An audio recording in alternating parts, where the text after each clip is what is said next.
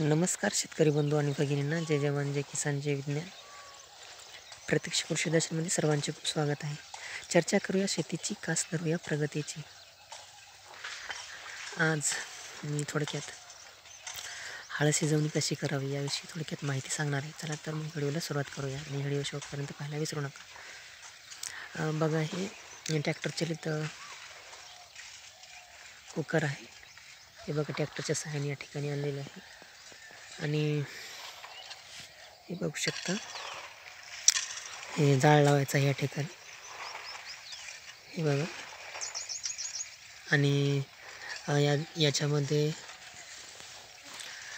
इथं पाणी बसले जाते. याच्यामध्ये 600-650 लिटर आसपास बसू शकते पाणी याच्यामध्ये.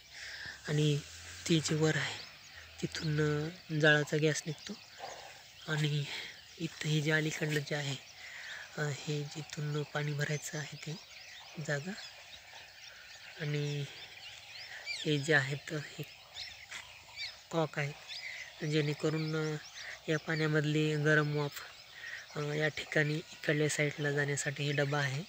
आणि या डब्यामध्ये हळद वरून टाकायचं आहे, तोंड आहे तिथून बघत ते, आणि मग ती तोंड पॅक करायचे. आणि तिकडल्या साईडला एक डब्बा आहे. असे हे 2 डबे. आणि या डब्यातलं पाणी सोडण्यासाठी पूर्णतः हळद झाल्यानंतर तिथं ते कॉक आहे तिथं बघा ते एक. आणि हे बघा, हे खालच्या साईडला आहे इथून हळद काढण्याचं. हे बघा अशा पद्धतीनं. आणि ही हळद काढणी, शिजवणी, वरून टाकणे आणि खालून काढायचं आहे. आणि बघा, आणि इकडल्या साईडला या टाकीमधलं थोडं पाणी कमी करण्यासाठी इथं एक नळ आहे, तिथे एक वरती एक आहे. आणि बघा, आणि हे गाड्या आहेत, लोखंडी गाड्या, की जेणेकरून या गाड्याच्या सहाय्याने हळद तिकडे नेऊन टाकली जाते या ठिकाणावर तिथे भरून. आणि इथे सावलीला हळद ठेवलेली होती, हे बघा. आणि